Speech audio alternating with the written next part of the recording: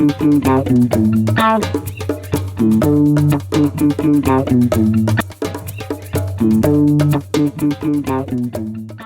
ready? We're ready. Oy. Well, good morning. Good morning. It is, I don't know, oh, now my phone's over there. What day is today? September 3rd. September 3rd. It's time for another Due Diligence. Today, I'm here with my good friend and co-collaborator here at Fünketown, Catherine Cheong. I don't like to introduce people because I generally screw it up. So why don't you tell us a little bit about yourself? Yeah. And then we'll see where we go from there. Sounds great. My name is Catherine, and I'm the wellness director here at Fünketown and a friend of Sean's. I'm originally from a place called Oakville, Ontario, and I've been living on Vancouver Island for the last 4 years, and it's definitely going to be the place that I call home, I feel. What I offer here, I'm a certified breathwork facilitator and traditional Hindu hatha yoga teacher.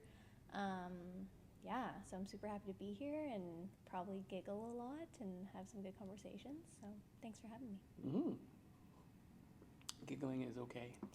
Also, today is kind of like the Monday of the week. Yesterday was, Labor Day? And Yeah, we took it really slow yesterday. So it's kind of slow going this morning. Mm-hmm. So Oakville, I grew up in Mississauga, so we're both East Coasters. When did you leave Oakville? Probably when I was like 18, 19-ish. I lived in Montreal for about 8 years. I did my undergrad there. I studied fine art photography. And then when the panini or the pandemic hit, The Penny. I was like, I'm not going back to Montreal. Mm-hmm. So, yeah. And then I always wanted to live out in BC. I tree planted for 10 years, always on the mainland. And, BC was just like where I would come in the summertime. And I was like, I'll probably move here one day. And then, I had a friend in camp who's like, hey, my girlfriend and I are getting a place and we're looking for another roommate. And it's on the island. And I was like, okay, it was between here and Nelson. And I was like, I think this is the invitation that I need to move. Interesting. So, yeah. Yeah, you just made me think of when we were moving back from Bermuda, we almost moved to Abbotsford. And I remember the decision at the time was I wanted to be in a bigger city still and eventually move to the island. And then I realized, why would I build a business in a place that I plan to leave 8 years later? Yeah. So totally forgot about that. But yeah, and eventually just was like, no, this is where to build from. So yeah. Yeah. So I've always had the sense that you were a bit of a wild child and then kind of became super zen in more recent years. Is that fairly accurate based on? Yes. Yeah. So tell me a bit about that, because I don't know much about that. I just know that you're one of the more chill people I know. The wild child. Yeah. Yes. Cat back in the day. I mean, Cat in Montreal for my friends, who I'm still friends with and who my friends were at the time. Yeah, I definitely, I'm the youngest of 3, so I got away with a lot more stuff thanks to my siblings.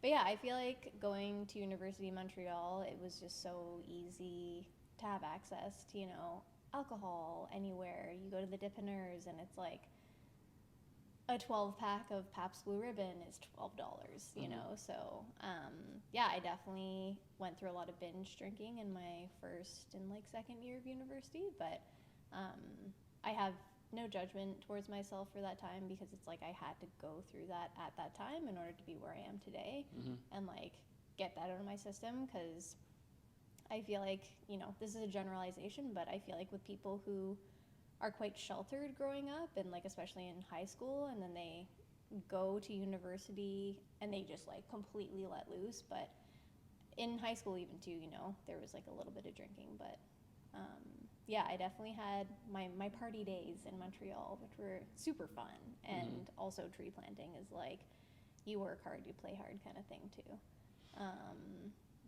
But then I just it was my 4th year of university, and I was just reaching a point where I was like, I'm so tired of having these days wasted being hungover and just every Sunday just feeling like garbage,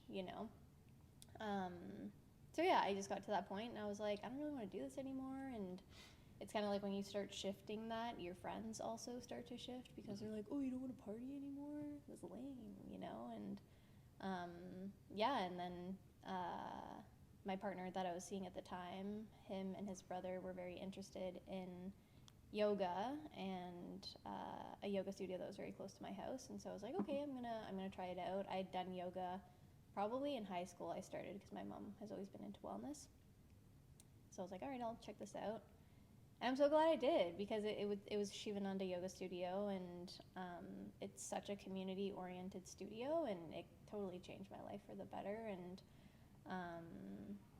yeah, it was just where I needed to be, and led me to going to Thailand and assisting on a yoga teacher's training. And that's the company I did my yoga teacher's training with in Val-de-Marne in Quebec. And yeah, it really opened me up so much more to spirituality, and so much more than this three-dimensional realm that we live in, learning about Hinduism and the singing and chanting, like doing kirtan and just practicing your asanas daily. I was like, wow, I could move to an ashram and just do this for the rest of my life, you know?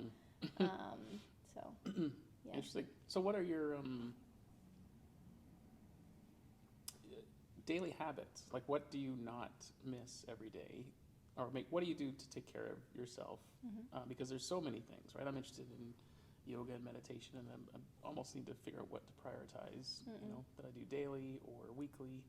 But like, do you have your set routine in the morning that you don't miss? That I don't miss. I definitely am a person who has a hard time keeping up with routine. I definitely aspire to be not more like strict with it, but like just have better habits with it. I really love doing Wim Hof's like 11-minute breathwork practice, and just waking up, and sometimes I'll just do it in bed, sometimes I'll go outside and do it in the garden.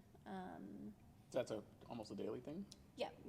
I would say at least like 3 times a week. But yeah, ideally daily, I'll get there. But yeah, stretching is also really important. Drinking lots of water. I always try and have water before I'll have like a caffeinated beverage, just to hydrate. And yeah, I think just trying your best to have good sleeps, you know, going to bed at a decent time, not being on your phone before you're going to sleep, and like trying to read is something that I'm really trying to implement. But we all are human and fall off the bandwagon sometimes, and are like, okay, I'm mindlessly scrolling again. Yep. I need to put this away. Something that I do want to implement is just getting an alarm clock, so my phone doesn't actually have to be in my room. Yeah, but yeah, I would say like my daily routine is I like to wake up, do breath work first thing, and then I really love having a warm beverage, whether it's like tea, coffee, matcha, and then sometimes I like to like pull cards and journal if I have the time, like having a nice slow morning. So, yeah. Cool. One thing you might want to look into, there's an app called Sleepsy. And what it does, it works best with a watch, because it actually knows whether you're awake or not. And so you set a range of when you want to wake up, and it will actually like monitor where you're at in your sleep, so it doesn't completely disrupt you. It actually kind of waits where you're ready to come out of that sleep. So it's a gentle, so you could almost use an app like that and have it just outside your room, just if it's loud enough that you'd still be wakened up more gently. Yeah. Almost like the sun's rising. So Totally. My current alarm is my cat. So. Yeah. Yeah, the dogs tend to wake me up before my watch does, actually. Yeah. Cool. We were talking a little bit about like what we'd like to see here at Fünketown. I'd like you to describe Fünketown, because usually people ask me, but you know, we've been kind of making this up as we go. I mean, even just the name Fünketown originally was it was something I had to fight for, and I didn't realize why I was fighting for it. Now I'm glad I did, because I think it suits. But at the time, I was the crazy person going, we need this umlaut. And so, yeah, what is this place to you, and where would you like to see it go?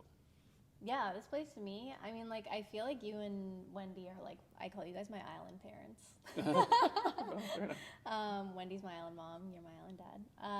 But yeah. Probably old enough to be, yeah, I guess I am old enough to be your dad, so. Like, but like maybe the like cusp, you know? But no, this place is like, I don't know if I necessarily want to call it like a second home, but I care so much for it that it's like, you know, when you care for it, like it's your own kind of thing. but yeah, I guess I want to like share how I saw and like what attracted me about the name because it's so important. It is important. But yeah, so I love Arrested Development and A TV show. Fantastic TV show. If Yeah. you have not watched it, watch it. So anyways, I saw it and I was like, is this Fünketown or like Fünketown? Like, what is this? You know, because I do remember the regroove sign, but I was like, oh, that's not like, this is new. This is something different. So I went online and saw Sean Wendy's write-up of why they called it Fünketown, and I was like, oh yeah, they're Arrested Development fans. Like, I have to reach out to them because I was looking for a place to rent for my breathwork classes. And then I made a banana stand joke and like Arrested Development joke, and now we're here, which is amazing. Mm-hmm. So yeah, I feel like this place to me is a place for connection, deep healing, ideally like a community hub, and just a space, like you kind of said, it's like it's a space to get curious and to do some inner work if you're in that openness to look at that kind of stuff, or if you're coming for a yoga class just to like come stretch your body, you know. But the workshops that we have here are fantastic, and I just know that it's going to keep growing, and it's just really, yeah, like a community hub. That's kind of what I would like it to kind of grow into, and yeah, a space for like self-discovery and personal development, and being in the safety to look at those really uncomfortable things, and like a sentence that I've been saying recently with breathwork is like getting comfortable with the uncomfortable, you know? Yeah, there's so many different things coming through, mediums, and you know, even that was uncomfortable for me to just attend one because I didn't really know what to expect, and you know, former me wouldn't have even accepted that it was real. I'd be looking for like, where's the what's the word I'm looking for? I was looking for where the lie was. Yeah, right? Yeah. And I just didn't see that. Actually, it was really cool, especially their process. So yes, we've had mediums through here, and we've had. It's interesting, but like, well, you can't see on the camera here, but we have these frosted windows halfway up, and then usually we have the blinds half down so that people can, you know, do their thing on the floor in quiet. So usually when people wander up, they kind of like peek in the window and they knock on the door, and that's kind of how they find it, right? It's not a big open reception area because we're not always here. Yeah. And so it's almost like feeding that curiosity, I think. Totally. But I have noticed, like, so it's been interesting. If people knock on the door and we let them in, it's like we've been invited to share with them.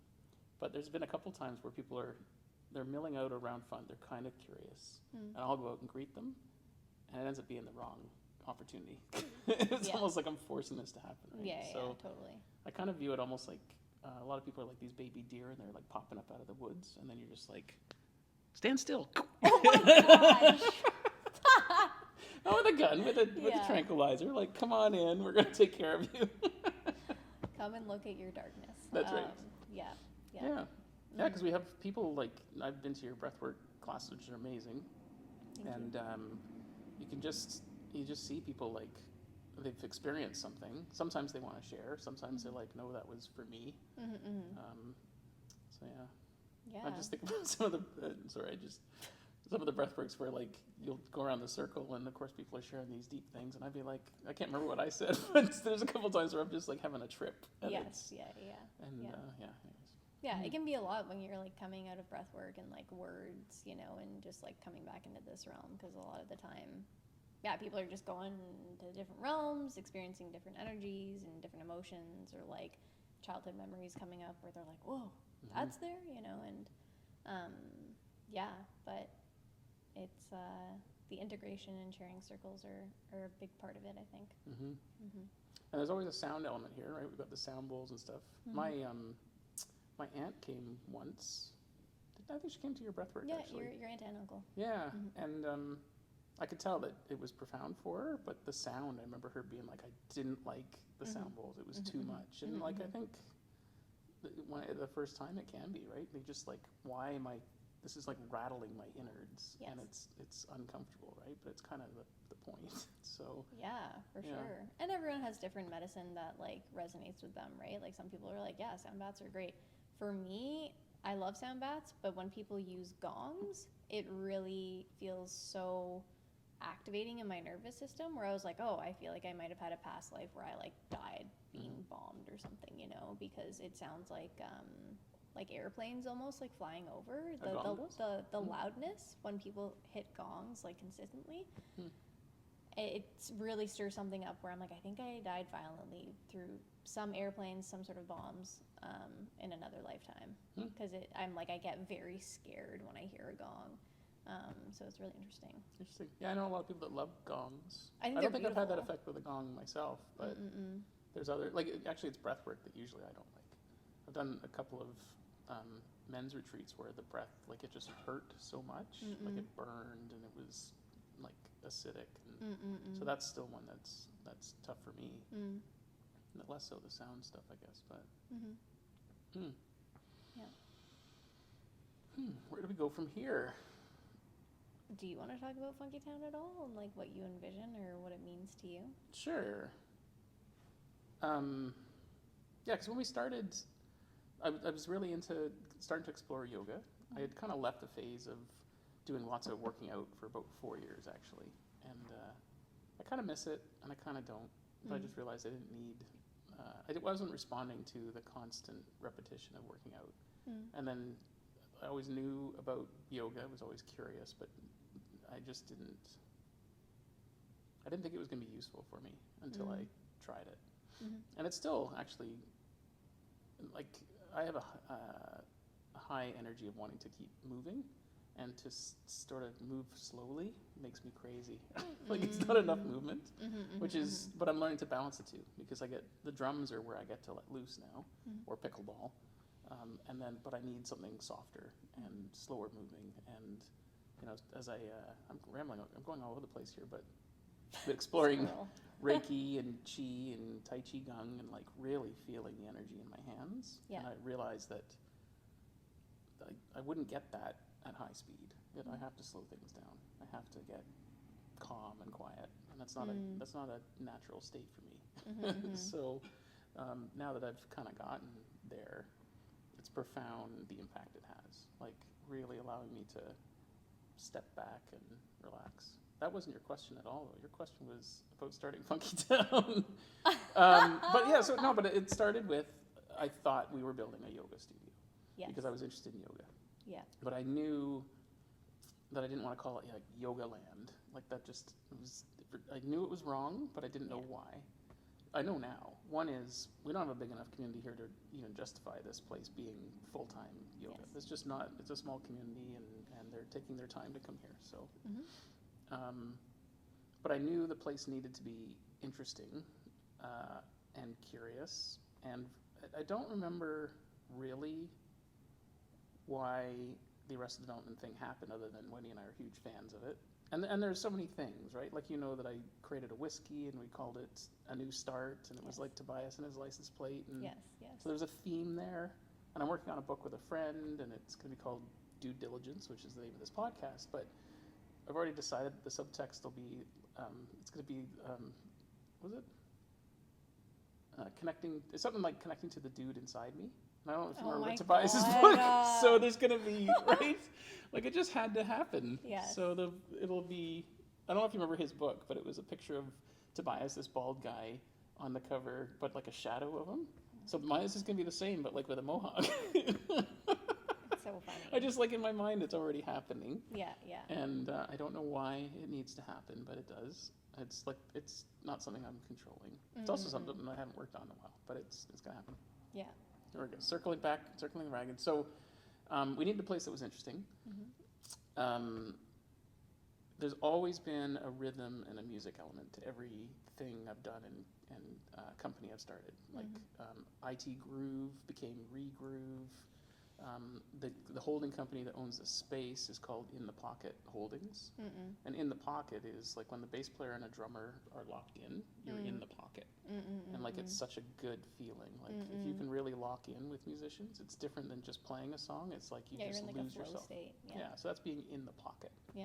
I'm not even sure why it's called that, but it's a cool phrase. So I call the company that, and that's what holds this space for insurance reasons. I mean, someone comes in and trips and hurts their ankle, that's the company you'd sue.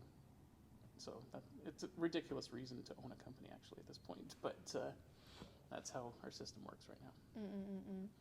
So there's always been a music and rhythm and groove element. So I think that's where the funky part came from. But I didn't want to, like Funky, you know, I didn't want to be associated with the song necessarily. Like, won't you take me to Fünketown? Yeah, like, that's fine. But so yeah, the Funke thing, and it was around the same time that I was exploring Yoga Nidra as well. And so Yoga Nidra is like this yogic sleep. And I think that's what got me most excited about yoga was like, wow, damn, I'm just lying down having a nap. It's awesome. This is the best yoga ever. I could do this every day. And I did.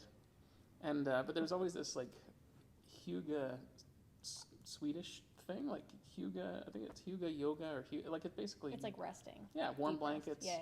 hot apple cider. Yes. Like, oh yeah, Carly's actually thinking about potentially doing something awesome. like that. We should be doing that. Yeah, Carly is a practitioner here. Carly, let's do it. Or you do it here. So like it was this like quiet, restful, zen, sonic place where it would smell good and it would feel good. It would feel warm. So that's kind of what the Funke happened. But I can't resist a good inside joke. So that's kind of the whole. Of course, always humor with Sean, which is great. I love it. So that's why that's like that. And then it just, now, like, I've always had companies that people had trouble pronouncing for some reason, like IT Groove. They probably called it It Groove or something. Well, yeah, because I didn't capitalize it, because in 2003, when we started that company, Unix was cool, it was nerdy, everything was lowercase, put periods between things, but sometimes you didn't, and so I chose not to. Right. And the most maddening thing is people would always spell it I period, T period, or capital I, and I'd be like, no, it's lowercase, and so it was torture. So anyways. And then now you have it again, of with this, because people are like, Fünketown?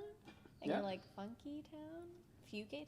It even causes technological problems. Yeah. Like computer systems don't like funky characters. Yeah. So like you type in Fünketown, and that umlaut causes things to break. So it's just natural that's the path I chose, but so it can come and go, but always a sonic element, always a playful element, and I think it's working. And now I kind of view myself like Willy Wonka. Like I feel like I'm building this place where come play with the toys. We've got tuning forks and sound bowls and chromatic glasses and and people, I can like sort of drag them over and get them to play with it. And like, I really want to take that further. I keep meaning to reach out to this company that makes, it's called a tactile transducer. Whoa. But it's basically typically for drummers, you buy this thing called a butt kicker, and you attach this speaker to the ass end of your throne. And I had one for years. And so when you play music and you're wearing in-ears and you can't hear them, you can't feel the music. So it would actually rattle your ass while you play. So no, but like to the music, so you could feel the kick drum, right? The bass drum. Yes. So I had one of those, and it cost a fortune, and it weighed like 75 pounds, and so no one even helped me carry my shit. So I eventually got rid of it. Yeah. Anyways, long story short, they make one that you stand on for bass players. So because again, on stage you want quiet sound, so that you project the best sound out. Yeah. So you'd stand on this platform, and you'd play your bass, and you'd feel it through your feet. So you'd feel it sonically through your feet. Well, I want to get one of those, A, because I put my drum throne on it, but B, I want to run tuning forks through it. Like actually plug a mic and be like, okay, let's play with your bladder. Let's play with your lungs. Yeah. Knock the thing, play it, and have it go right from your feet right up to the top of you, right? And like energetically shake you up. For sure. So. Well, it's cool because I feel like with the sound element here, it does create that curiosity where I feel like, speaking with you especially, you are wanting to kind of like encourage that like inner child play, the curiosity in the adult, you know? So it's like anytime there's the sound element with sound and breath, I have people be like, can I try the bowls after? And I'm like, yeah, of course, like come and try them, you know? And the tuning forks, it's just like when people actually feel the vibration when you put the tuning fork on your chest, and it literally reverberates throughout the whole body, and you're like, whoa, because we are mostly water, you know, and frequency just travels through water so beautifully. It's so healing, you know, so I think energetically that's why it's so enticing to people, because they feel that power, you know. Okay, we got to talk about water then. And I was gonna ping you this morning. What is the water that? The filter that I have? Yeah. Santivia, sponsor me. No, I mean, there was a term for the water. Restructuring? Yeah, maybe. Or I don't know. You suggested I get one of these water filter things because I want to get the fluoride out, but also want to like reanimate the water. Right? Oh, remineralize. Yeah. Yeah. So, but there was Was there a fancy term that I said? Yeah, it was like I don't know. Anyways, I've relearned I need to drink more water. But like on that whole water thing, we were talking about buffing before. So I have this car buffer, right? Oh God, but no, hear me out. I swear by it now. Twice a day. But you massage yourself with the buffer. Head to toe. That is like a festival thing. Do you know that? Well, like you people were saying literally that. bring buffers to festivals. Yeah. It should be a daily practice for all of us. Like if we're 80% water, why, like instead of like, and again, stretching and moving your body is important, but why don't you just like shake everything up first thing in the morning and actually just, like I buff my knees, I buff my ankles, I buff the bottom of my feet, I buff the back of my head, my neck. Yeah. But I actually now will stand up and place my feet and kind of get that infinity motion going across my back. And I buff my back, and I can feel like fluid moving up and down my back. For sure. Powerfully with that. So it's funny that you mentioned this, and also just in the regards to water, because my dad is like such a water guy, and like the sense of drinking good water, but also growing up, he had this machine, I can't remember what it was called, but he would stand on it, and it had almost like a foam roller, like those kind of like little bumps on the bottom. So it was like a little platform you'd stand on, and then there was like a belt you would put around your back, and it would literally like shake you. Like it would be like, it would like move your feet, move your back, like shaking. You could put it like, you know, around the shoulder, and he would do this before he would go play badminton. And it would just like, he would just be like totally fine, and it was super energizing. So anytime I had like a sport or something, he'd be like, go stand on this thing. And I'd be like, it's so lame, or like I don't want to do that, but then I do it and I'd be like, oh whoa, like you like feel super like energized after. But I think there's a place, like there's places that have them and you just go there and you stand there for 20 minutes, right? Like it totally makes sense. We need one here. Or use the car buffer, but which you can just take around portably. But yeah, I mean, if we're so much talking about clean drinking water, reanimated water, like I've spent a lot of time digging around and reading and learning and watching videos and stuff, but like there are people that suggest that even the water that comes to us through the sink has gone through so many elbow joints that by the time it gets to us, the water is dead. Right? Yeah, like completely. We need to reanimate it. And restructure it. It's the same in our body, right? If it's, you know, I yesterday did some Tai Chi Gong and then buffed and then went and played like amazing pickleball, like next level pickleball. I was, you know, I wasn't even trying, and I was just like, oh, I'm pretty good. Yeah. And then I left, and everybody else is aching, and I was like, let's play more. Like I just was like fired up. Yeah. So, man, it's so simple, and it's like nobody does it. And I think back to when I thought it was dumb or that couldn't possibly work, and now it's just so clear. Like, you know, clean water, move your body. If you don't give yourself that half hour, 45 minutes in the morning, your whole day is just going to be this salty, shitty mess. Yeah. Well, I mean, they say we need to like at least have like half an hour to an hour of movement each day, you know, and like majority of us, including myself now, are like sitting for like 6 to 8 hours, whereas before I used to farm for 8 hours a day, right? So I was like very much so moving my body. And then now feeling my energy shift, with not moving so much, it's like, okay, yeah, I really have to be intentional with like going for a bike ride after, or like going for a nature walk in the evening. Yeah.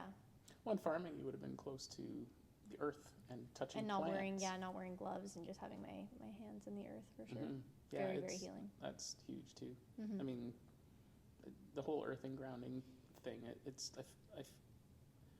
most of the time when I talk to people about it, it's just this blank stare, like it couldn't be that simple, but like it absolutely is so critical. So I have my earthing pillowcase.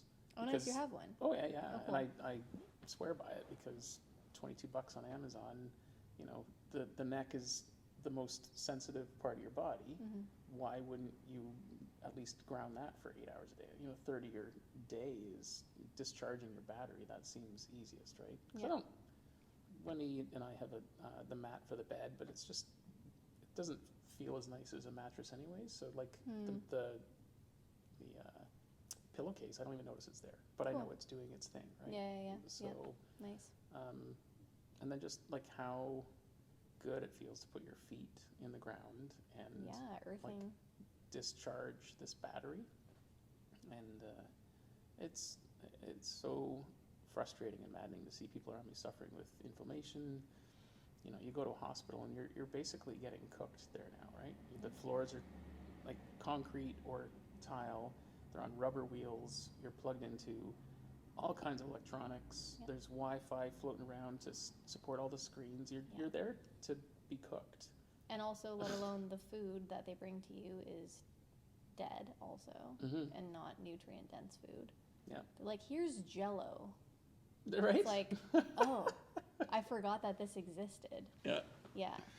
Yeah, and it's because it goes down easy and it's not difficult to chew, but it's like absolutely not good for you in a state where you're not healing. Well, a lot of the time too, like I think one of my best friends, his dad had cancer and has like beaten it, I think 3 times now. And he was kind of my introduction to like the power of fasting, because he had done a bunch of research, and his dad, I believe it was pancreatic cancer, and they were like, okay, we're gonna try fasting and see if this helps, you know, because a lot of the times with the chemo, the doctor was like, make sure you're eating, you know, keep eating, like don't fast, you know. And so he would fast before, because he was just like, I need to do this. I need to listen to my body. And when they say, yeah, you need to make sure you're eating, he would usually feel sick if you were to have like a meal before kind of thing. But anyways, it's like the power of fasting is insane, because when they ended up doing the surgery, the doctor was like, I've never seen a tumor shrink this fast in such a short amount of time. What did you do? You know, and he was like, yeah, I did, you know, X amount of days juice fast with my family.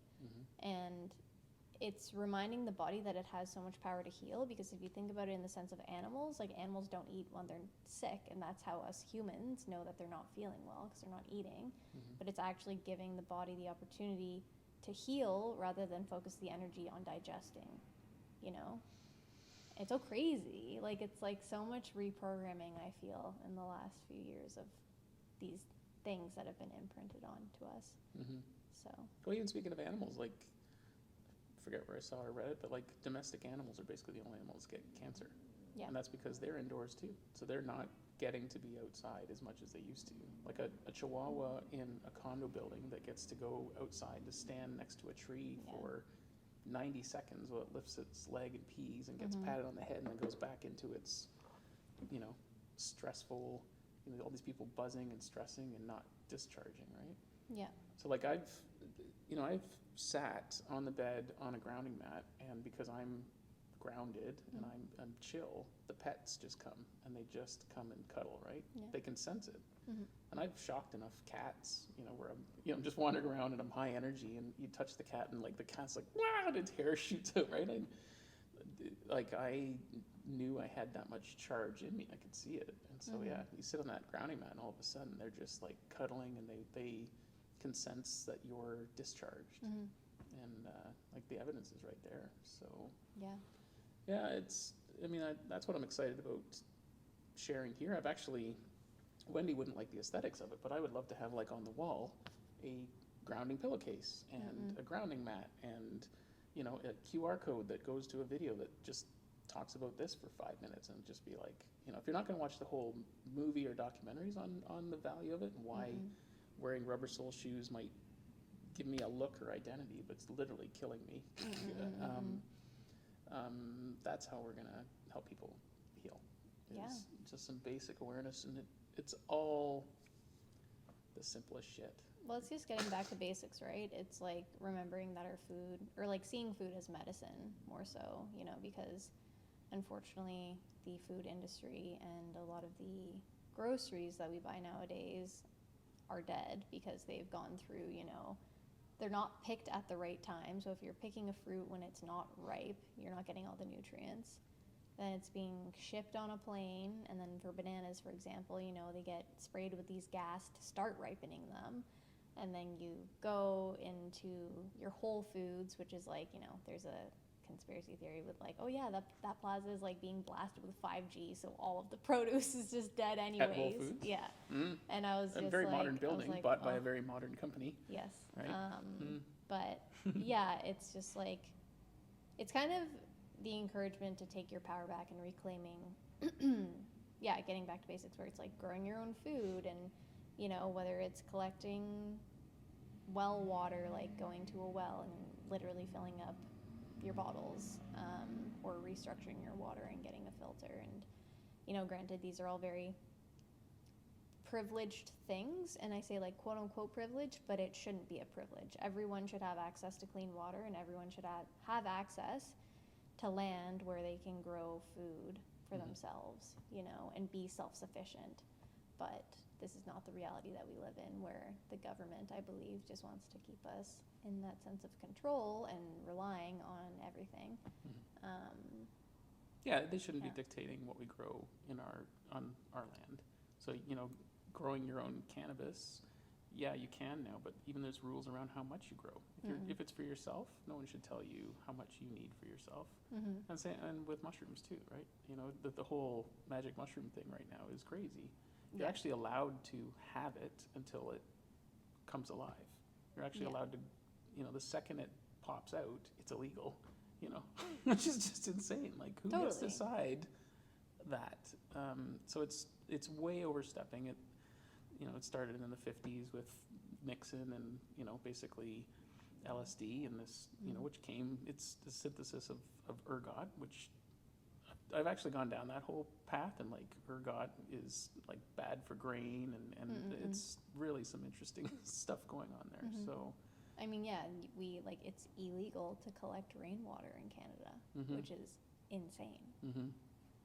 You know, it's like, wait, what? Like, and like, is that true? Because you've said that before. Like, I'm not saying it's not true. I just haven't actually read that somewhere. But, you know, like, if I put a water capture device in my yard, like, they sell them at Canadian Tire, I feel like. But like, technically, it's. From what I've heard, and from what I've been told by other farmers, I mean, don't quote me, I could be completely wrong, but I know you can do it in the States, but in Canada, you're not allowed to collect rainwater. And I think potentially maybe it would be for like, you can't consume it, of course not, but like for watering your own garden and stuff, you know. But why can't you consume it then? If it came from the sky, like, you know, the fear is acid rain, or, you know, is that true? I mean, that's just something that would steer you from collecting your own rainwater by believing that this acid rain is bad for us. Yeah. It literally fell from the heavens, hasn't been disrupted, so it lands on my roof, and if I were to run it through a filter to even reanimate it, like, it's nobody's business. I think it's just a process of, like, again, the government just making it not super easy to be self-sufficient, you know? Well, because we need to be reliant on them. So, they wouldn't like me. Like, we've got solar panels on our roof now, and we have a battery, and much as we can only go like 3 days on it, we could withstand stuff. I mean, there's a bunch of places I'm going to go there. Why not? So I have a friend. The guy I know that he has been at several BC hydro dams as part of his job. And the disrepair, he said, like, basically some of these are not, like, they haven't been worked on since the 70s. Wow. So at some point they're going to fail Mm-mm. because BC Hydro is a company that needs to make a profit. So, you know, that's like we have a new house, 4 years old, and we have wires up overhead. There's no reason while they did our work that they could have put those underground. Right. There's no good reason for that. Yeah. Other than no interest, right? It's there's the BC Hydro crews are just doing basic maintenance, trying to keep this stuff online. Right.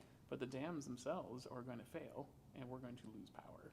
And I don't know if it's next week or next year, but like people need to start taking care of their own needs, because sure. we cannot rely on these people and these projects. I mean, you know. Yeah, I'm going to go there too. I'm really pissed off about the $75 million project leading up to Keating. Like that giant bridge that's being built, because it's not actually going to be useful, and it's going to be way over budget. There's no way it's going to be on time. If you've seen what's going on in Wallace right now, I know. and they just keep moving the date. Like in the private industry, if it was a project was run that poorly and communicated that poorly, people would get fired. But no one is going to get fired from that project because of unions and protection, and so they just continue to do shitty projects and do shitty work. That highway project, from what I understand, is because a few people have died, you know, trying to drive up Keating with the oncoming traffic. Yeah, So I mean, the planning for the highway and not all of, but a lot of the driving here and the roads is horrific. Yeah.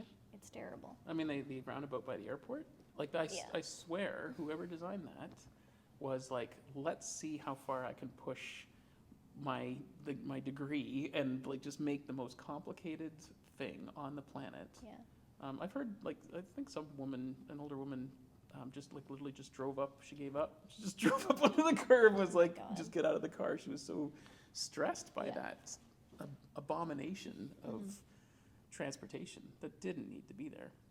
Anyways, this one leading up to Keating, my understanding is like a few people have died. Horrible. But I think they were all older people that, you know, looking over their steering wheel, like barely able to see, trying to zip up the road, not in cars that were terribly fast, and really just trying to gauge oncoming ferry traffic.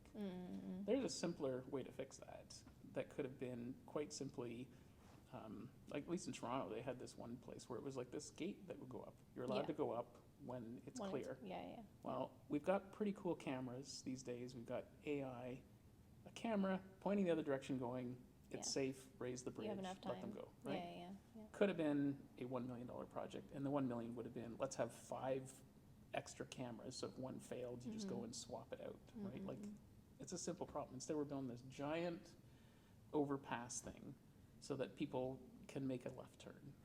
And it's not going to be $75 million when it's done. It's not going to be on time, and we're all paying for it, and it's a couple of people seem to think it's a good idea. There's no common sense whatsoever. So anyways, I feel better now. Thank you for letting me that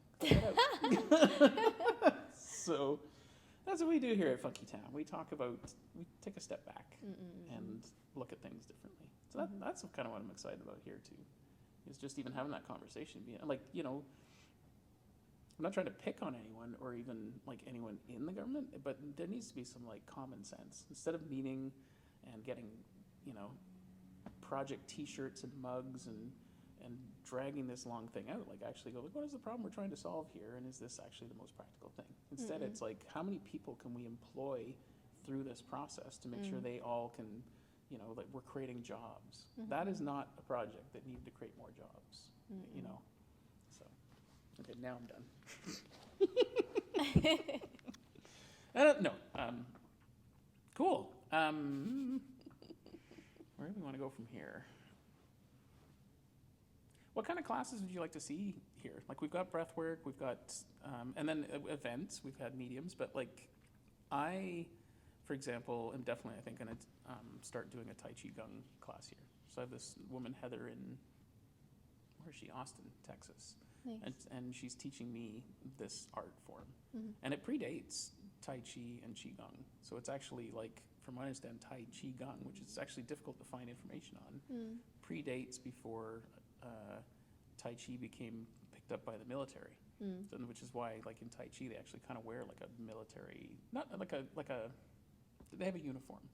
Whereas Tai Chi Gung is like wear what you want, Yeah. just be in the flow, right? Yeah. So it's this fascinating, super easy, super flowy art form. Mm-hmm. And I'm going to do it every day. So I'm like, well, I might as well just come here and be like, come join me at 7 a.m. I'm up anyways, Yes. right? Yeah. So I think that's what I'm going to do once I get back from Santa Fe. That's great. Yeah. Yeah. But like, what would you, like if you could run something new and different, and or what would you like to see here that you know someone does, and or both? And I'll stop talking now. I think I really want more like tools for the youth for like nervous system regulation.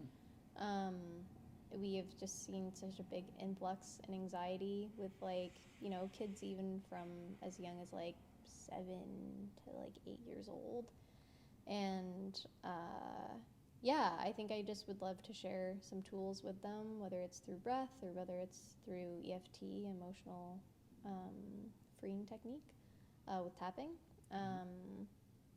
And yeah, just learning to create safety within themselves and their bodies, and like getting out of the mind chatter and into the body and into the present moment, because I feel like there is such a pressure when you're in school of like, what do I want to be when I'm older? It's like that question is literally asked to you when you're like in grade 5, you know, or like even in kindergarten, like draw what you want to be when you're older.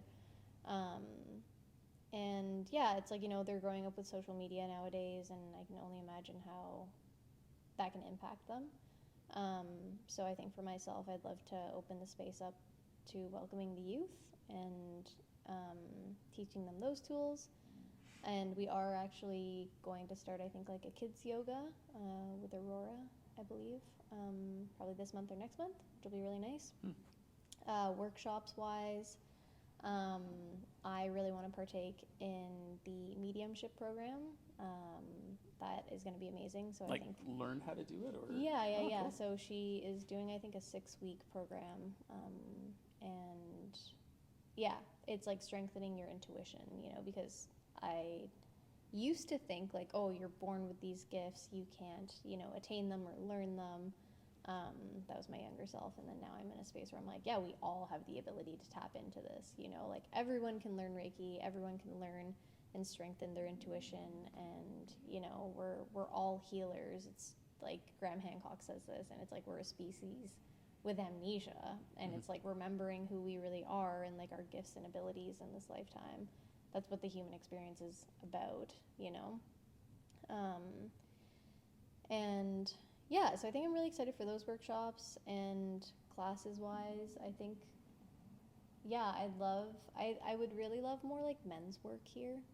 I personally am in a women's circle myself, and we meet weekly, and it's so healing and so nourishing. And I know we are going to have some women's circles here, which is really great, but I would really love for some men to come into the space to offer their gifts and their healing to the community here, because I think it is so important for that masculine feminine dynamic to heal collectively, you know. And the men's work that I have seen that is being done already is like so beautiful. And yeah, so I think that's kind of what I would like to see more of. Yeah, me too. Yeah, where to go with that? I think I'm gonna need to do some. I think for me it'll be I'll probably start with what feels easiest, or not closest for me, but like an entrepreneurial support group. So like I could see doing that with men and women, but like I think a lot of men are very confused about what being a man is these days. Like the last 80 years of really, you know, the masculine feminine has been kind of messed up to the point where it's a hot mess. So yeah, I could see getting involved in that.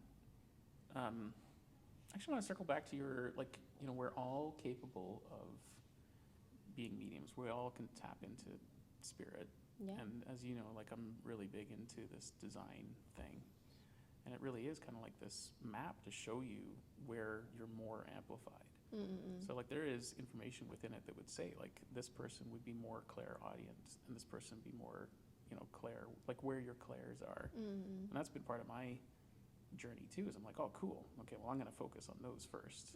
And what seems to be happening is I'm gaining those intuitions and capabilities because I'm leaning into my strengths, what's amplified for me. But the curious thing is now it's the ones that would be considered weaker opening up, almost like, the more aligned I am. We are the whole body graph, as Dr. Eller would say, my friend. Yeah. And so there's what's amplified, and why wouldn't you want to lean into that first? But the net benefit seems to be that the other ones come anyways, because we were talking about vibing your outer authority earlier, right? The opportunities and synchronicities that seem to be coming my way are because I'm finding that alignment, and she calls it the central column, but really it really is that root to top. You get that energy flowing, and you become like you've got sonar. Yeah, you're just super tapped in, and it's like, you're seeing the world with eyes unclouded is a sentence that's been very relevant for me the last 6 months, So you interesting you use eyes, and because like we were talking about earlier today, like I'm not very visual. I rarely see visuals, but it's starting to happen, which is kind of even my point, which is I never saw visuals. If I had a dream, it was gone within a half second. Like couldn't even. I was like, I knew I had one. I knew it stressed me out, and it was already gone. Even that's shifting. Like there's some sort of clarity coming. So. You see visuals a lot, right? You're much more visual. Wendy is too. Like, every experience she has, it's always like a picture she can draw. Yes. That's really rare for me. Yeah. Like I have to really focus on it. I don't have a question other than maybe if you want to, do you want to describe what that can be like for you? Like say in breathwork, have you had some experiences where it's just like clear vision, and do you see it? Do you sense it? Oh, yeah. Yeah, I mean, like, for me, if we want to talk about breathwork in that essence, like, the spaces that I can access through breathwork were really only spaces that I had accessed in the past through psychedelics, whether it was through, like, ayahuasca or mushrooms. And then I was like, oh, wow, I can get to these spaces through breathing. Like, there's deep medicine and deep power here, and I feel like even for myself now, I've taken quite a decent step back from psychedelics because I can access these realms now through the power of breathing.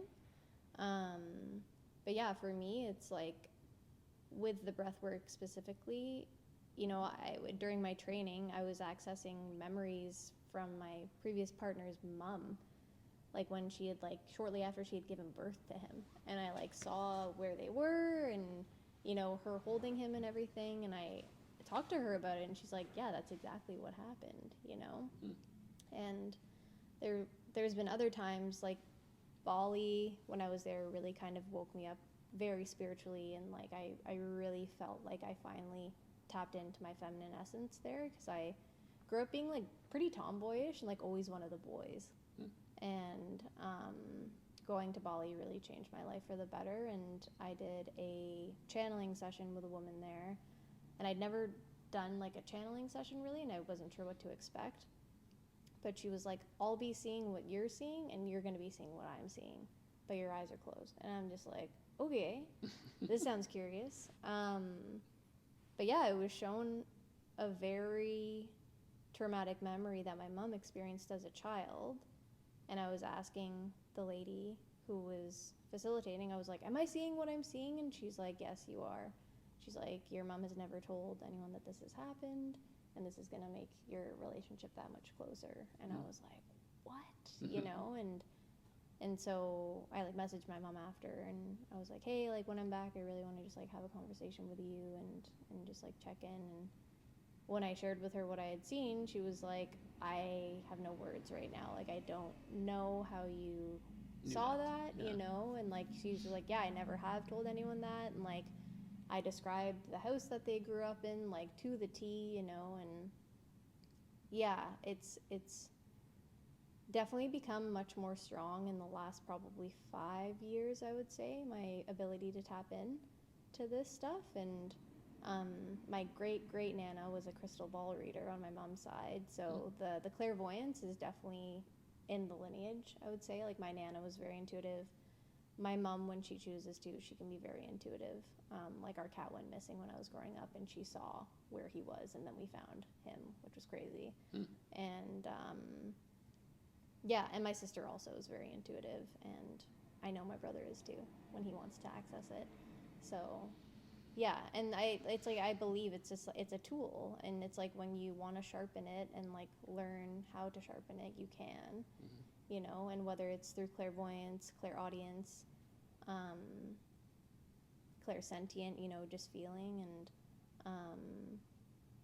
it's all there, you know, and it's super trippy though when you do start leaning into it, because I feel like so often when we have those gut feelings or that intuition and we don't listen to it, we're like, oh, like, I had a feeling this was going to happen. But then it's like, okay, how can you take a step back and like not judge yourself or be hard on yourself for not listening to it, but like witness your life once you do start listening to that inner voice and that inner guidance, and see where your life goes, because it's pretty wild when that starts happening, you know. And even the other night, hanging out with some friends, they had experienced a very traumatic thing, and I was like, oh, I keep seeing rosemary, like, I think you guys need to work with this plant, because it also is a plant traditionally used with grief. It's connected energetically to the lungs, where in traditional Chinese medicine, that's where grief is held. And they were like, this is crazy. Like, after the incident happened, we like passed a rosemary bush, and we were like, oh, we need to smell this, you know. And I was like, yeah, I'm seeing you guys doing like inhalations and tea with the rosemary, but like setting the space almost like a ceremony, like sitting with it, you know. And they were like, oh my god, like, thanks for affirming that. And I was like, yeah, I don't know, I just saw it, so like I'm just passing the message on, you know. So yeah. So many things there. I mean, I think it's important that we're even just talking about it out loud. And I think that's kind of what's happening, is there's more and more people sharing. I credit YouTube or even TikTok to people just actually sharing their experiences, or what, you know, they're getting connected to spirit or source. Because I had no belief or connection. And now it's absolutely, there's something going on there. Yeah. I heard something interesting yesterday too that was kind of profound. I forget who was saying it, but he was talking about how atheism doesn't work. And the comment, and I probably would have been an atheist before. I didn't know what I was. I was even christened as a kid, and I asked my mom, and she was like, I was hedging my bets. And I was like, so I didn't know what I was, right? Yeah. But this comment was that atheism doesn't work because it's based on there is no belief. And if you have no belief, you have no foundation. So then how can you strive for anything if you have no foundation? There's no guidance. Yeah. So you need something. So like, you know, people pick different organized religions, or if you just pick me, you know, and what do I want? What do I need? What do I want to tap into? Then there's, I don't know if it's belief in me or what it is, but I definitely recognize that, I guess before I would have felt I was an atheist, even though I still didn't describe myself as anything, but I think that's what I believed, was there was no belief. I knew there was no belief. Yeah. And that's not a healthy place to build on. That's trying to build foundation of a house, and it's like already in quicksand and sinking, right? There's just nothing there to step on. So yeah, it's interesting. I think it all starts when we are like growing up in our upbringing and stuff, and I was able to see spirits as a child, so I think I knew at a young age I was like, something's different, you know. And I have this like very vivid memory of my sister and I being in my parents' room, and it was raining, and I was just like, can't you see the man in the like that coat over there? And my sister was freaking out, which is valid. I would probably be scared too, but I was like, what do you mean you can't see him, you know? And then yeah, there was definitely like a little spirit who was a young girl in the house that I know my brother saw for sure, and I think most of us like could feel her, but I like saw her many times throughout that time that we were living in that house. And what age were you then? I would probably say like 9. But like the story with my sister, I was probably like a little bit younger, but yeah. I mean, there's definitely the idea, and again, just even yesterday, it came up, but, you know, we had babies have a soft spot in their head. Mm-hmm. That effectively, that third eye was open and is open till you're about 3 is kind of the general thinking. And it gets calcified, you know. Fluoride is one of them that's, I think at this point, beyond needing proven. And that, you know, fluoride calcifies the pineal gland, therefore closing off your connection to your own source and spirit. Mm-hmm. Whether people are in on it and doing it on purpose or just collective bullshit. You know, for example, like I couldn't, well, I will and I do, but like, you know, you say like I don't take fluoride anymore. I haven't in 2.5 years. Yeah. And it's been probably quietly one of the most important things I did. Because my teeth are actually healthier than they've ever been, cleaner than they've ever been. Mm-hmm. I'm not having fluoride, and then I'm having these connections to spirit and source and just feeling grounded and connected. And you look at the history of it, like the Nazis were testing fluoride against the Jews. Well, people say, oh, that's some right-wing thing, da-da-da. No, they were trying this. It just wasn't effective enough for Hitler's quest of eliminating them. Yeah. They were experimenting it to subdue them, but they had a timeline to go into Russia, and he was on this world domination, so they just started killing them outright, right? But they were using it to subdue people's spirit, and it's put in the water. And you know, dentists, you know, 9 out of 10 dentists recommend. Yeah. So collectively, all the dentists are in on it, except they're just not aware. They're not. I don't believe that my friend, the dentist, and she's, for example, knows any better. Right? Totally. And it's like all we can So- do is just have compassion for those people, right? And Yeah. like understanding that everyone is on their own journey and everyone is like, quote unquote, like waking up or like coming to these realizations at their own time. Mhm. And it's so important to practice and not preach. That's all we can really do. Yeah. Well, and like being, I mean that this is a place where people can come in and talk about it openly.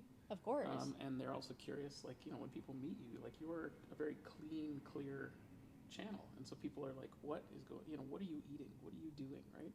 So Jerry Seinfeld had a bit years ago where he would just like, he got fed up trying to like take care of himself. So he'd just go to the grocery store and be like, you look healthy, what are you eating? And just, you know, just literally just follow that person for a week, right? And we all need to have our own path, and we all need to, you know, we all have our own way of doing things, but Yeah. being told what we're supposed to eat, you know, Of course. being told what we're supposed to, yeah, it's so insane. It's the Aquarian in you. Yeah. Even toothpaste, apparently the marketing of toothpaste way back when, so never mind, you know, being given fluoride, but we were convinced initially that we wanted toothpaste because the marketing angle was, hey, if you run your tongue across your teeth and you haven't brushed your teeth in a couple of days, there's this film. Like, we don't want that. So we've been taught that your teeth taste or feel unclean when we're not brushing them. It was a marketing technique to get people to go, oh shit, I need to brush my teeth because I don't want that film on my teeth.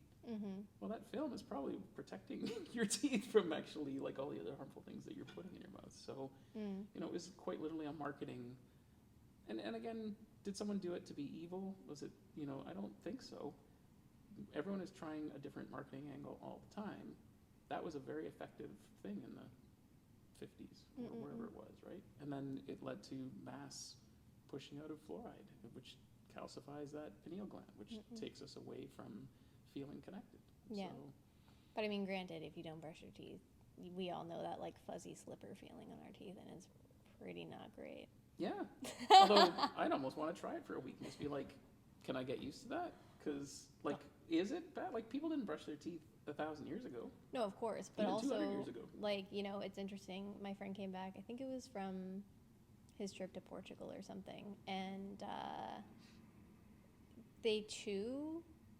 And I could be completely wrong where he was, but he brought back like a little, like it looked like a branch, And there's like a specific type of tree that people chew the branches of, and it's like it's almost like a natural like toothbrush. Yeah. Because then it starts like naturally breaking up apart, and then I think it's called mastic gum, and it's like a type of almost like sap, but it's like a gum that never kind of loses its like chewiness. It's a harder gum kind of thing. So it's very interesting, but your teeth feel clean. It like cleans your teeth naturally, mastic gum, and you can chew it for like hours. I'm gonna have to get you to remind me later about that, because Yes. What happens to me lately is I get a piece of information like that from someone, and I'm like, oh, that's interesting. And if I followed everything that was interesting, Yes.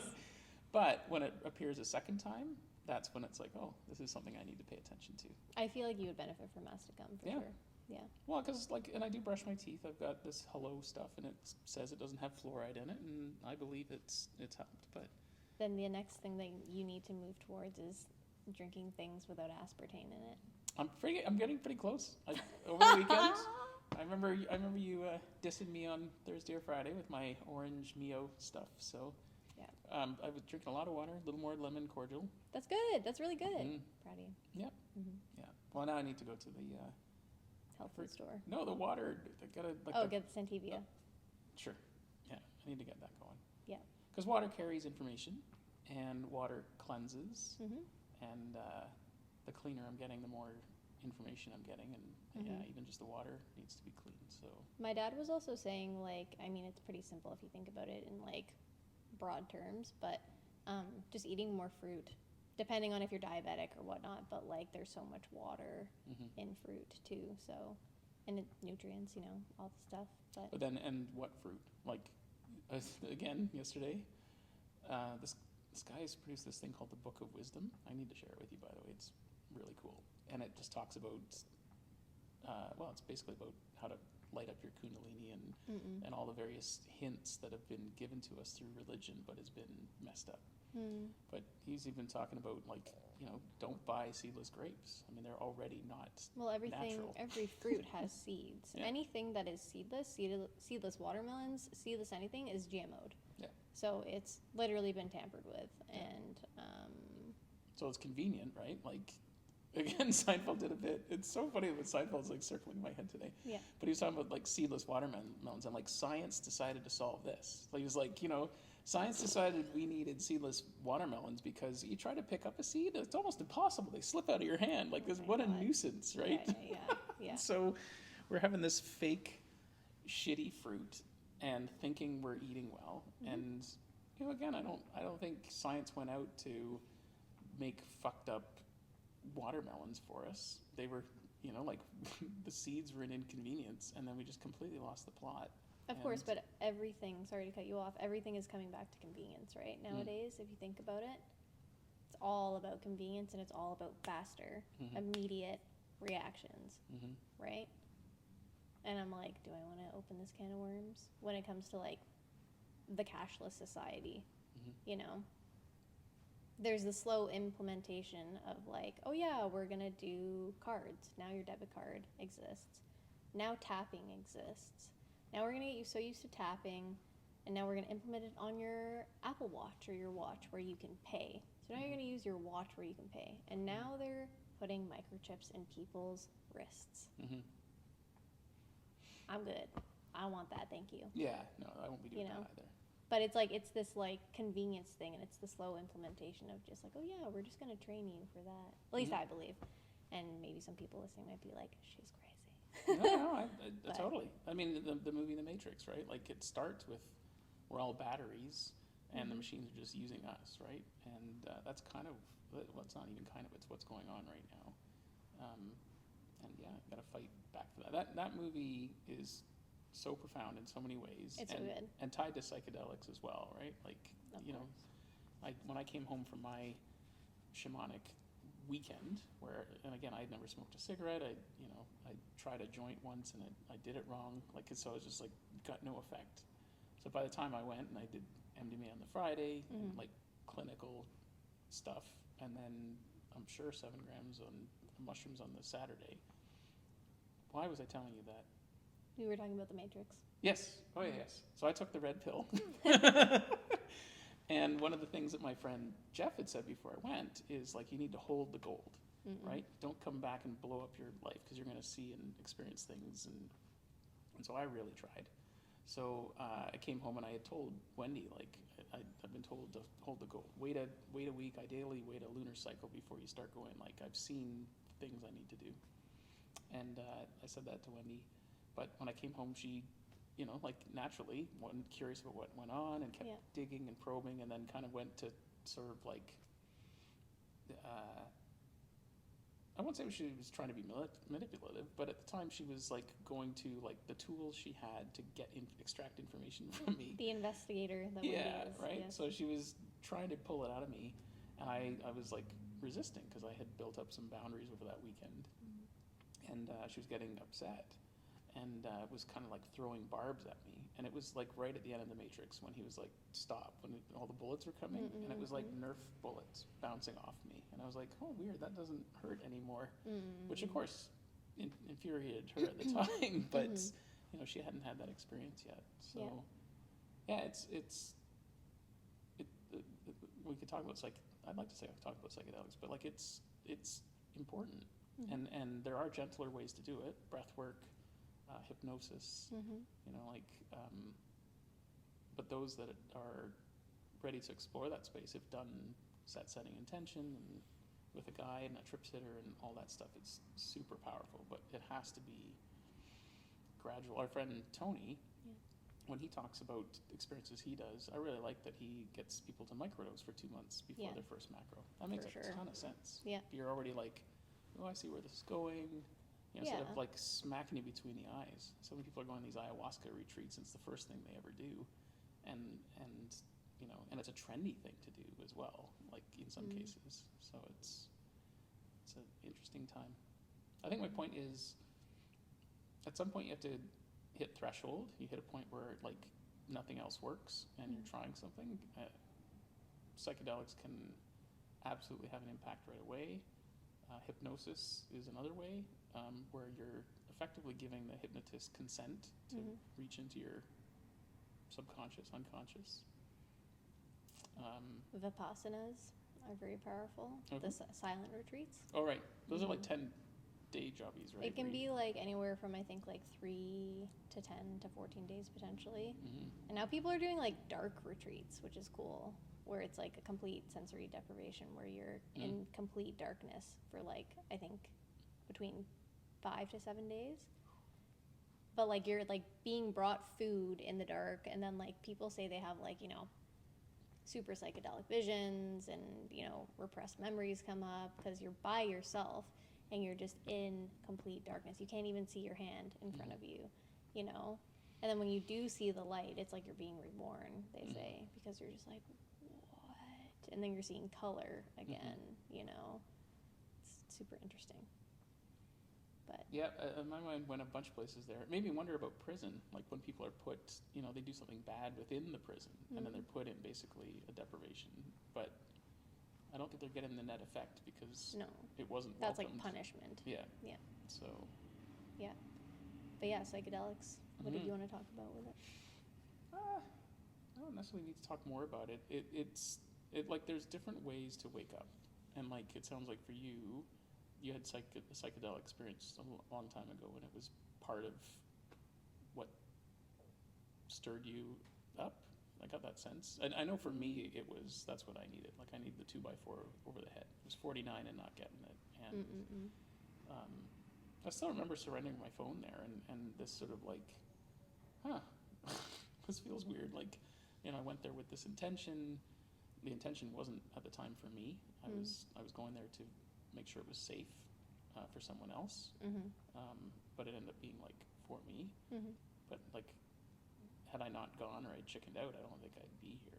So it was massive, and I still kind of remember that moment of just getting there and being like, okay, I don't know if this is gonna work, but this better work. It's kind of where I was at. So yeah, for sure. Yeah, I mean, is your question, I guess, like, what was my first psychedelic experience, or how psychedelics impacted me? Yeah, well, because I have this conversation with a lot of people, and including some, a friend named Scott. We met one day, and I was telling him about my experiences, and he's like, "Oh my God, that explains so much." He had a mushroom trip with a girlfriend when he was like 19, and like it hit him so hard he just laid in the dark. But his whole life after that, he seemed to just navigate freely. And I was like, man, you're so switched on. You're so lucky. And he's like, he just needed the one time. Yeah. I got it at 49. It was a lot to unpack and unravel. Of course. Like, you see some of the brightest minds and the most people that achieve the most come from Silicon Valley, where that was just like in the water there, right? And so you get your Elon Musks and your Steve Jobs, and you get these people that are profoundly switched on, very strong sense of self, and there's no doubt that psychedelics didn't play a part in that for those people. And Steve Jobs was all about fasts as well. Like he was famously doing apple cleanses, which some say that led to his stomach cancer, because it was so much acidic that it took it too far, and it had a detrimental effect on him. And it kind of makes sense if you think about his path. But that dude was, very zen, very switched on, and accomplished some amazing things. So, yeah. Am I asking a question still? Yeah. So your first experience, and I guess was it a micro? Was it a macro? What happened? Yeah. So I didn't do any psychedelics until I was in university, because my friends in high school, they would often do like mushroom journeys and stuff, but it would be like, oh, I had such a bad trip, and I would be like, oh, that doesn't sound great, and it kind of like didn't put me off of it, but I was like, it's not my time right now for this, and I'll do it when I'm ready, kind of thing. And so then it was a really sweet, the first time I ever did it. It was so sweet. We had a day off tree planting, and it was like the whole camp did mushrooms together. Oh wow. So and the same strain too, right? Yeah. So like we're in a bush camp. We're in like beautiful BC, and our camp was right on the lake, and so we're like, okay, let's all do this together and just have like a journey. And yeah, I just remember just laughing my face off, those deep belly laughs where you're like, I'm gonna pee myself or I'm gonna cry right now, and so it was like understanding that first wave kind of that comes on when mushrooms hit me. It's like the giggles, or you're like, oh, okay, this is happening now. And then nauseousness, like that you didn't feel that. I didn't feel any. I usually don't feel nauseous with mushrooms. It's like, I think, I guess I believe it's from a past life. I've always come back to my breath whenever I feel sick, or like this is a side tangent, but like I used to struggle with sports-induced asthma, and I used to have to take an inhaler, and then there was something that switched one day where I was having the asthma attack, and it was just like this voice literally was like, just control your breathing right now. And then I was fine. And then I stopped using my inhaler. And so with psychedelics, like when I do feel like a wave coming on, I just take very slow, deep breaths. And so no nausea came on, but it was just so sweet. Like I think for me, it was really that clarity of feeling so connected to nature. And it's like that veil is completely gone when you're in the frequency of the mushrooms, But yeah, I remember seeing like a logging truck driving down the dirt road, and I was just cackling, and I was like, wouldn't it just be so funny if that like turned into like Optimus Prime, like a transformer, but like a friggin' logging truck version, And then everyone just started laughing so hard, and it's just like, you're just so silly, And obviously it depends on your intention with the mushrooms. Like we definitely did not set an intention where it's like, this is a ceremonial kind of like journey we're gonna go on. We're just gonna go have fun and like walk around in the forest and like connect with nature and just like play, And also that's what that day was. Right? Totally. And whoever suggested it read the room, and no one was in a dark place, because it could of easily. Of course, they can bring stuff up, no doubt, and they can turn in an instant. But yeah, I think for me, the times where I have done solo journeys where I'm like, okay, I need some clarity right now and I need to go inward, that's when I've just like not locked myself in my room, but just been like, okay, I'm just gonna stay in my room and like light a candle and do this in the nighttime and like have pen and paper and any, you know, markers or paints nearby, and yeah. Mm-hmm. Yeah. Well, I guess so. Your first experience with it was positive with a group of friends. Oh yeah, it was so nice. Like, I think for me, it was just such a like beautiful memory. Even just reminiscing about it right now, I'm like, it was such a fun day, you know. That's cool. Yeah, I think a lot of people, their first experience isn't that, because it's, they were at a party and they were drinking and, you know, just had an argument with someone, and that's, you know, that's your state going into that, right? So, and I think it also goes with like honoring, and this might sound woo to some people, but it's like really honoring the plant or the medicine for what it is and not mixing it with other things when you like are initially doing it, especially like when you're drinking and doing mushrooms. Yeah, it's not going to affect you the same way as if you're just taking mushrooms by itself. And yeah, really setting an intention and connecting with the spirit of the mushrooms.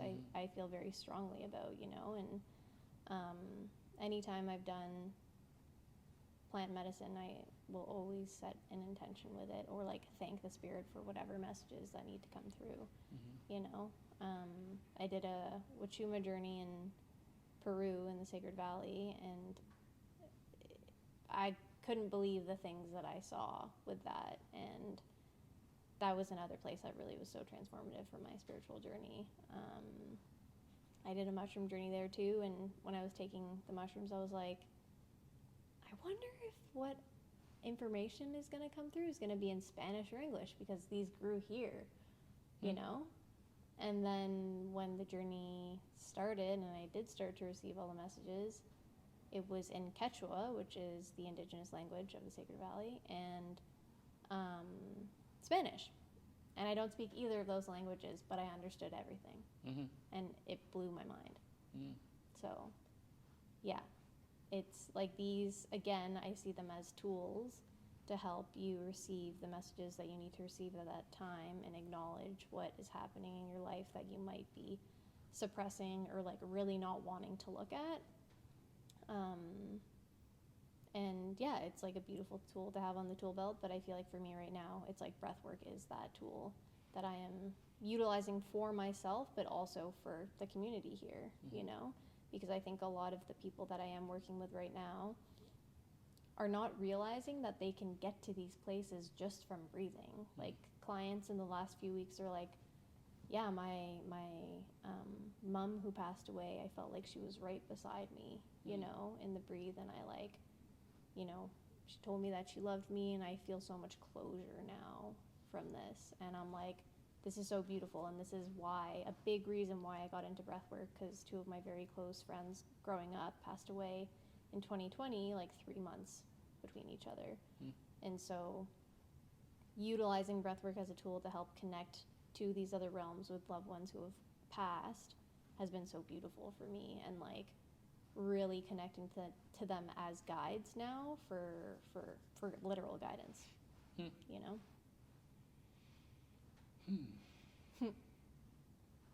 You're like, there's so many things I can there ask. is. Well, because I want to share what happened to me, because I think people might benefit from this. So my first plant, like the mushroom experience, and this is after the MDMA day, which definitely turned me on to hypnosis afterwards, because I realized I was in like a state of the unconscious, and it was a very uncomfortable, like the MDMA felt amazing, like my body was warm and loving, and I loved everyone. And but it's also clear to me that MDMA is got to be used by the CIA as just getting the truth out of people. Like, like you just, all you need to do is dose someone and they're going to share everything. And so that experience was in my mind an hour long, but was recorded and was 6 hours long, including me like passing out for 20 minutes and going to sleep and then coming back, and the same cycle would start again. Oh, wow. And it was these loops, You right? were looping. Oh, yeah. Interesting. And looping on some, like just like when I was 8 and stuff. So that brought up a bunch of stuff, and then they were like, okay, go to bed, you know, you take a journal, and I don't journal. but you're going to wake up at like 2 in the morning probably. And then sure enough, I did. Bonk, and it was just like, and it's still interesting looking back on that. Like all the clues are there, and if I had just sort of honored some of them, it would have been way simpler. Mm. But it was the next day on the mushrooms that Mark had said, this is the wise medicine, and it's going to show you things, and you need to ask it, why are you showing me this? Mm-hmm. And what was really interesting for me is as it started kicking in, again, no experience like this before, so I'm lying in the nest, so I got a blindfold on, I've got this music from East Forest. Yeah. And which is powerful stuff. And I'm sitting there, and at first it's like the eye mask was a TV screen. All of a sudden I was seeing like something, the universe. And then all of a sudden it was like the TV screen got bigger, and then I was in the TV, and then I was floating back. But what he had said to me is, remember to ask it what it's showing you. Mm-hmm. I started getting triggered by a trauma right at that point. So as I'm going in, I'm like, oh my God, I forgot the instructions. And I was transported back to like grade 4, Mrs. Harrison's class. And, and I remember this so clearly, but like, for whatever reason, this teacher of mine who I adored, like my favorite teacher, it was my best year. I was getting gold stars on everything, like it was that age. And for some reason, she was talking about something, and I interrupted, put my hand up, and I still don't know what I said, but it had nothing to do with what she was talking about. I just was like, something was like, I gotta share this. And so, my memory, she said, okay, that's nice, Sean, thank you, but we're gonna concentrate on this. In my mind, I took that as, I'm a dummy, what the hell did I do? And it was like, from that moment forward, I was a dummy. I just believed it. And so it was going into that medicine that it was just triggered. It was like, I don't remember what the instructions are. It was so simple, And then, and then I remembered, and I was like, oh, maybe I'm not stupid. And so like that was the moment I realized that I had capacity to learn. Yes. But I learned at 49. Yeah. So I've been basically reverse engineering and relearning everything in my life from that moment. Yep. Super fucked up.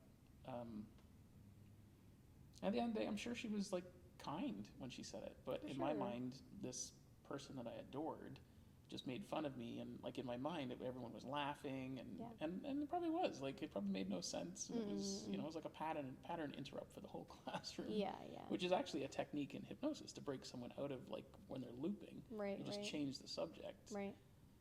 I did it to myself and messed with my psyche for like the next 40 years. It was insane. So.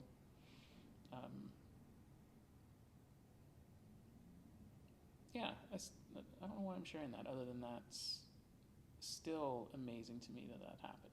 And then I just started seeing things, right? And for sure. It was then that I realized I had issues around water and why, and it was just the silliest. I think I've told you the story about the pool stuff. Yeah. But it's now 3 years later, and I'm still trying to redevelop habits that I should drink water, because I was dehydrated my whole life. Yeah. And it fucked with my liver and my, so all of my physical problems, diverticulitis, all that stuff was stemmed from a really just basic belief about myself that really messed with me. So. Yeah. But isn't it so beautiful that it's like you're reclaiming that power and that sense of self to like redirect and rewire and rewrite this narrative and story now for yourself, for adult Sean, and no more that little version, that inner child version of Sean. And through the power of psychedelics, but like also through just like reclaiming that part of yourself. Yeah, and it needed to be psychedelics for me. It had to be, because I was so locked in to a trajectory that I need to like blow it open. I mean, I left that weekend. I think I told you I went there with sleep apnea and having a machine, and I left and I didn't have it anymore. My heart just exploded. Yeah. And it continues to grow and expand, and even breath. Like as we're talking here, I'm like, I gotta come to your breathwork classes on Sunday. Because there's a jam right before it, it's like a balance of, do I get to play my drums? Yes. But yeah, no, I know that breathwork is an area that I need to focus even more on. Wendy particularly too. So we got to make a point of just coming and making that needs part of our routine. Yeah. I I believe that everyone shows up when they need to. Mm-hmm. So, yeah. How are we doing for time? We usually run, I feel like we've been talking a long time, but. We're both looking. Yeah, an hour and a half. Wow. Clocked in almost exactly at 90 minutes. Want to take a break? Yeah, sure. We'll do this another time, though. Definitely. All right. Yeah. Well, see you, everybody.